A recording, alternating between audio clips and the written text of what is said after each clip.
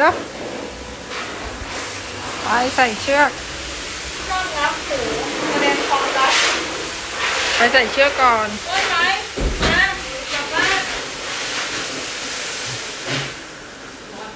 รับหูแสดงความรักนั่นแมวของแมวอ้วนมาแล้วอ้วนกลับบ้านกระเท้ามาใส่นี่จบไม่งับแล้วหูอ่ะรักแล้วรักกันแล้วเมื่อกี้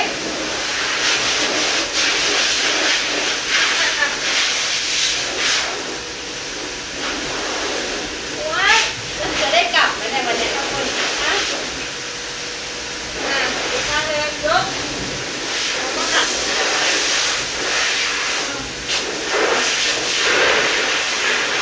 คุณพี่ยัง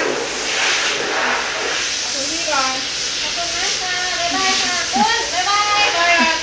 ยด้วยพี่อยู่นี่ใช่ไหมคุณเดี๋ยวพาไป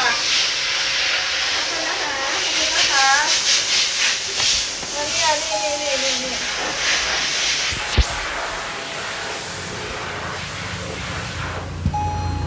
เอาขึ้นรถ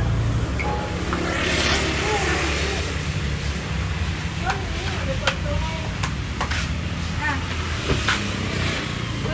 จับเจ้าดูเด็กขี้งอนมารับช้างอนหรือเปล่าแล้วก็ซื้อขนมมาให้เนี่ยขนมเดี๋ยวหมดของใครรักกันก่อนของแก้มงอนหรือเปล่า